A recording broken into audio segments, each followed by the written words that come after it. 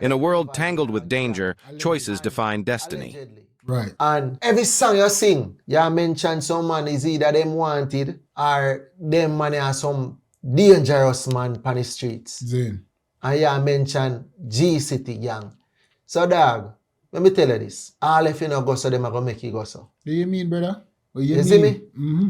All if you no go so, listen, away you say no. Me tell you. And you see when them got a quote, bro, them are going to use them same lyrics there, bro. You see them lyrics them when you use in his songs them. Mm-hmm. And them are going to use against him, bro. So them take the songs them out right. Zane, remember in the dog, when him come here, you know, then catch him with one, as we Jamaican call it, chick Glock, you know, which is a modified Glock pistol in the car when they stop him, you know, bro. You know, man. You see me? Also a machine gun, you know. And with those things added to your name, plus all of the speculation them, where them have against you, it can't look good. Remember, say, what the man did involve in our shooting, you know, bro.